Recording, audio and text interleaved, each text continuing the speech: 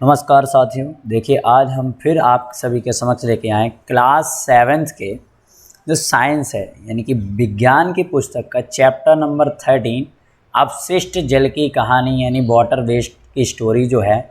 आज हम इसे बहुत ही प्यार से कवर करने वाले हैं। 5 से 10 मिनट में पूरी वीडियो को कवर करने वाले हैं। तो सबसे पहले देखिए जान लेते हैं कि इस वीडियो में इस चैप्टर के अंदर क्या क्या मेन टॉपिक्स आपको देखने के मिलने हैं। तो इस चैप्टर में टोटल 11 टॉपिक्स हैं बेटा जो मेन है। सबसे पहला अपशिष्ट जल क्या होता है, अपशिष्ट जल का उपचार कैसे करेंगे, सीवेज क्या है, सीवेज की संरचना क्या है, सीवर क्या है, ये सारे टॉपिक्स इस वीडियो के अंदर हम ओवरऑल ख़त्म करने वाले हैं। और अच्छी बात यह है कि ये हम पूरा चैप्टर के जो नोट्स हैं दोनों ही लैंग्वेज में करने वाले हैं, हिंदी और इंग्लिश। ठीक है, अगर और कोई आपको जानकारी चाहिए तो आप इस नंबर पे 8920754392 पे दे सकते हैं। और ये मिशन पॉजिटिव यूपीएससी चैनल है, इसे लाइक कर लें, शेयर करें अपने दोस्तों के साथ, सब्सक्राइब करना ना भूलें। तो चलिए स्टार्ट करते हैं। सबसे पहली बात वो कहते हैं व्हाट इज़ वाटर वेस्ट, यानी कि अपशिष्ट जल क्या है। वाटर वेस्ट क्या है, अपशिष्ट जल क्या है। तो एक क्वेश्चन एक तरीके से क्वेश्चन बन गया है। तो क्या कहते हैं, that water which gets containing after various work like washing, bathing, mopping, it's is called water waste. Simple सी भाषा में कहें कि वो कहते हैं वह जल जो विभिन्न कार्यों में, जैसे कि ऐसा वाटर जो बहुत सारे वर्क में यूज हो गया, कंटेन कर लिया वेरियस टाइप के वर्क में, जैसे कपड़े धो लिए, नहा लिया, पोंछा लगा लिया, या बाद में जो ख़राब वाटर बचता है नहाने के बाद, पोंछा के बाद, कपड़े धोने के बाद, तो उसी जल को कहते हैं बेटा वाटर वेस्ट, अपशिष्ट जल।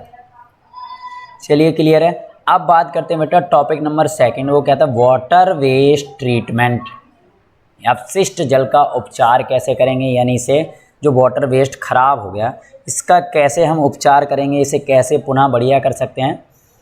It is process of cleaning of water. तो आपको पता है जो ख़राब वाटर वेस्ट हो गया उस वाटर को अगर हमें ट्रीटमेंट करना है तो ये क्लीनिंग प्रोसेस है, उसको साफ करने का एक तरीका है। By removing pollution before the event entire water body और इज रिफ्यूज। अर्थात क्या कह रहे हैं बेटा, जल के निकाय में प्रवेश करने या पुनः उपयोग किए जाने से पहले दूषकों को हटाकर जल को साफ करने की प्रक्रिया है।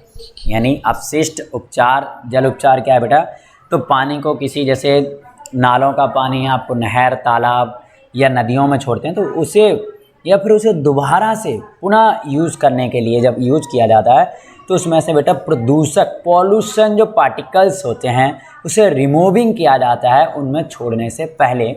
इस सफाई की क्रिया को ही अपशिष्ट जल का उपचार कहते हैं। थर्ड पार्ट आपका होने वाला है बेटा सीवेज। सीवेज क्या है, it is complex mixture containing suspend, solid, organic, inorganic, input nutrient, stuffs and disease causing bacterias and microbes. यानी कि सीवेज क्या है बेटा, यह एक जटिल मिश्रण हो जाता है जिसमें निलंबित ठोस कण, कार्बनिक, अकार्बनिक, शुद्ध तत्व, मृत जीवी, रोग पैदा करने वाले बैक्टीरिया और अन्य सूक्ष्मजीव होते हैं। तो सीवेज बेटा एक ऐसी जगह होती है, सीवेज आपको ही पता होगा, इसका रियल नाम सीवेज का मतलब होता है जो पानी की पाइपलाइनें होती हैं नीचे जो बड़े बड़े होते हैं उनकी बात करें तो एक ऐसा मिश्रण है, एक ऐसा पानी का मिश्रण हो जाता है जिसमें बेटा ठोस पदार्थ भी मिलेंगे, कार्बन, अकार्बनिक, ठीक है, इसके अंदर कुछ अशुद्ध तत्व भी होंगे, मृत जीव भी होंगे, रोग पैदा करने वाले बैक्टीरिया और सूक्ष्मजीव आपको देखने को मिल जाएंगे। कंपोजिशन ऑफ सीवेज, यानी कि सीवेज की संरचना कैसे होगी। तो अभी आपने पढ़ा इसके अंदर कितने पार्ट्स हैं बेटा, देखो ऑर्गेनिक, इनऑर्गेनिक, इनपुट न्यूट्रिएंट और बहुत सारे डिसीज़ पैदा करने वाले बैक्टीरिया और माइक्रोवेव। तो इन्हीं तरीके से इनकी संरचना होगी। सबसे पहले ऑर्गेनिक इनपुट राइज, यानी कि कार्बनिक अशुद्धियाँ क्या होंगी बेटा, इसमें पशु अपशिष्ट, यूरिया, कीटनाशक, ये वो चीज़ें हैं बेटा जो फल सब्जियाँ होगी, कीटनाशक जो आप घर में दवाइयाँ यूज़ करते हो, फ्रूट, वेजिटेबल, हार्बिसाइड, पैरासाइड्स, ये सारी चीज़ें वेस्ट मटेरियल इसमें जो यूज किया था। इनऑर्गेनिक इनपुट के अंदर आएगा बेटा मेटल, फास्फोट, न्यूट्रिएंट। नाइट्रेट, यानी कि अकार्बनिक अशुद्धियों के अंदर बेटा आपकी धातु, फास्फोट, नाइट्रेट जैसी चीज़ें आएंगी जो पानी में होती हैं। बैक्टीरिया की बात करें तो बैक्टीरिया के अंदर आपका हैजा, टाइफाई जैसे बैक्टीरिया आपको देखने को मिल जाएंगे। न्यूट्रिएंट की बात करें बेटा तो नाइट्रोजन, फास्फोरस देखने को मिल जाएगा। और अदर माइक्रोवेव्स की बात करें तो जॉन्डिकेट केसिस माइक्रोवेव, यानी कि पीलिया पैदा करने वाले सूक्ष्मजीव, यानी कि बेटा पीलिया खराब पानी को पीने से होते हैं। चलिए, यहाँ तक मेरे हिसाब से आप सभी को समझ में आ गया होगा, और इस वीडियो के जो नोट्स हैं वो आपको डिस्क्रिप्शन में PDF लिंक में मिल जाएंगे। अब बात करते हैं बेटा शीवर क्या है, व्हाट इज शीवर। तो pipe which carry the waste water in called sewer, यानी कि ये बहुत जल के पाइप के एक विशाल जाल होता है जो वेस्ट वाटर को बेटा कलेक्ट करता है और एक उचित जगह तक छोड़ते हैं, उसे सीवर कहते हैं। अब बात करते हैं बेटा व्हाट इज सीवरेज, यानी सीवरेज क्या है।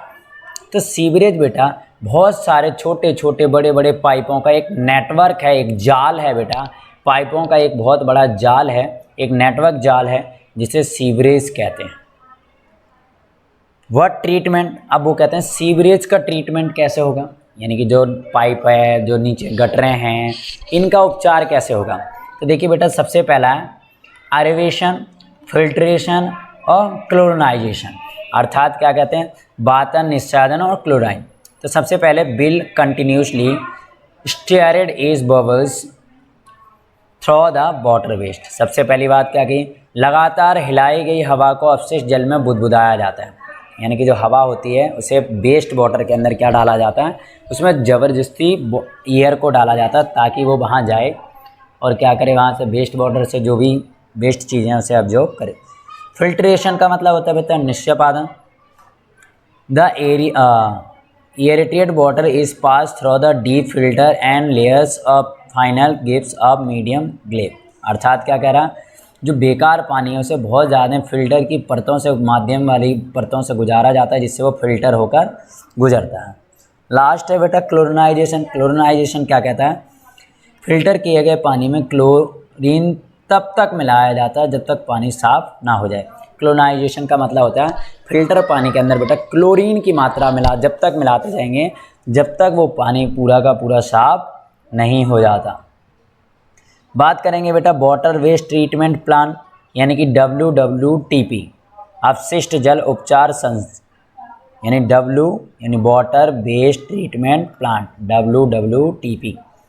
चलिए बात करते हैं water waste is passing through screen is remove to large object. सबसे पहले अपशिष्ट जल को बड़ी वस्तुओं को हटाने के लिए जालियों से गुजरना पड़ता है। किससे गुजरना पड़ता है बेटा, जालियों से। सेकंड पार्ट कहता है the water goes to gills and remove tank, the speed of incoming water waste is decrease in allows sand grid और problem of set down.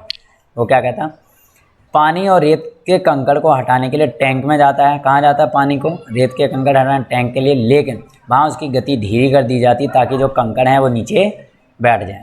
Third part क्या कहता है, water then allowed to settle is last tank which solid like focus settle at the bottom and remove in the scrap, अर्थात फिर पानी को एक बड़े टैंक में जाने दिया जाता है जिसमें मल जैसे ठोस पदार्थ नीचे बैठ जाते हैं, खुरचनी निकाल कर, मतलब उसे खरोच कर निकाल लिया जाता है। फोर्थ पार्ट क्या कहता है बेटा, water is decompose by antibiotic bacteria in tank air pass, यानी कि वाटर के जो टैंक है उसमें अवायवीय जीवाणु द्वारा अपघटन किया जाता है और टैंक में सूक्ष्म जीवों को डाला जाता है जो कि उसमें से खराब चीज़ जैसे साबुन वाबुन बच जाता है या किसी प्रकार के और बैक्टीरिया बचते हैं तो उन्हें ख़त्म कर दिया जाता है।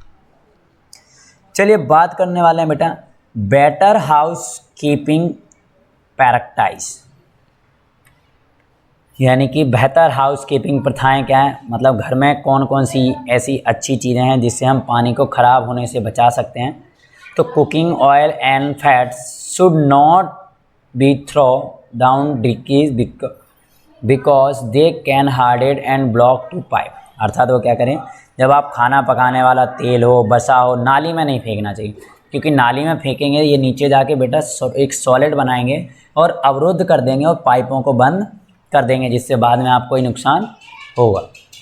सेकंड पार्ट कहता है बेटा paint solvent in textile motors oil medicines में kill microwaves help in the pesticide water. अर्थात वो क्या करें, पेंट हो गया, सॉल्वेंट कीटनाशक, मोटर ऑयल, दवाइयाँ व अन्य सूक्ष्म जीवों को मार सकती हैं जो कि पानी को शुद्ध करने में मदद करते हैं। अब अगर आप पेंट, कीटनाशक, मोटर, दवाइयाँ डालोगे तो जो पानी में माइक्रोवेव्स हैं उन्हें मर जाएंगे, और वो मर जाएंगे तो पानी को साफ कौन करेगा, तो इसीलिए ये भी हमें उसमें नहीं डालने चाहिए।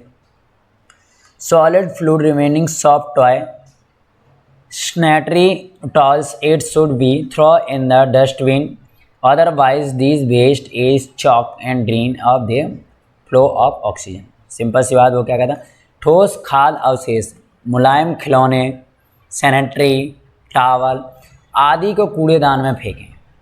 क्यों? अन्यथा ये अपशिष्ट नालियों में जाएंगे, वहाँ जमा हो जाएंगे और इसके साथ ऑक्सीजन के मुक्त प्रवाह को होने नहीं देते, और जब ऑक्सीजन पानी में नहीं मिलती तो पानी खराब हो जाएगा। ठीक है जी बेटा। अब बात करेंगे स्वच्छता। किसकी बात करेंगे हम? स्वच्छता, यानी कि सैनिटाइजेशन। तो पूर्ण sanitization case large number of disease, यानी कि वो कहते हैं जब अस्वच्छता रहेगी तो वो बीमारी पैदा करेगी, यानी कि जहाँ गंदगी रहती है, आपको ही पता है, वहाँ पर मक्खियाँ, मच्छर, बहुत सारी चीज़ें भनकती रहती हैं और उससे बीमारियाँ पैदा कर देती हैं।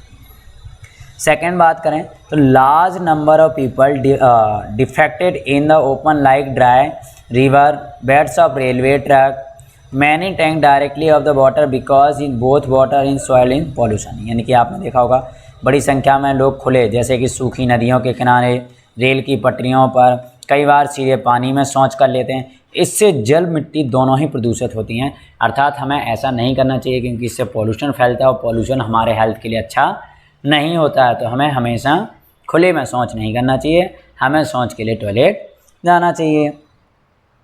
क्लियर है? बात करते हैं बेटा, लास्ट टॉपिक क्या है? सैनिटाइजेशन इन पब्लिक, यानी कि सार्वजनिक स्थानों पर स्वच्छता कैसे हो, सैनिटाइजेशन कैसे करें। तो रेलवे स्टेशन, बस अड्डे, हवाई अड्डे या भारी मात्रा में कचरा उत्पन्न होता है। आपको ही पता है, रेलवे स्टेशन हो, बस अड्डा हो, हवाई अड्डा हो या ऐसा सार्वजनिक प्लेस जहाँ पर बहुत सारी मात्रा में लोग आते हों, तो वहाँ पर कचरा भी बहुत होगा। इसका निपटान अवश्य किया जाना चाहिए। उस कचरे का जो प्रबंधन होना चाहिए, उसे कहाँ डिकम्पोज किया जाए, ये पहले से प्लानिंग। अन्यथा अगर ऐसा नहीं हुआ, वो कचरा वहीं पड़ा रहेगा बेटा 4-4, 5-5 दिन, तो वहाँ पर क्या होगा, वहाँ पर बीमारियाँ, डिसीज़ पनप जाएंगी।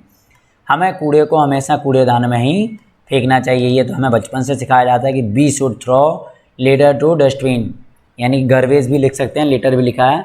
तो वो कहते हैं कि हमें हमेशा कचरे को कहाँ फेंकना चाहिए, डस्टबिन में ही फेंकना चाहिए। इसके साथ ये चैप्टर आपका ख़त्म होता है बेटा। अगर आपको अभी भी किसी प्रकार की कोई परेशानी आ रही इस चैप्टर में, तो ये नंबर आपको स्क्रीन पर दिखाई दे रहा होगा 8920754392 पर, इस पर कॉल करो और आप अपनी समस्या का हल आपको ज़रूर मिलेगा। देखते रहिए, धन्यवाद देखने के लिए, और देखते रहिए, बने रहिए मिशन पॉजिटिव यूपीएससी के साथ। अपने दोस्तों को शेयर करें और मिशन पॉजिटिव यूपीएससी को सब्सक्राइब करना ना भूलें। धन्यवाद।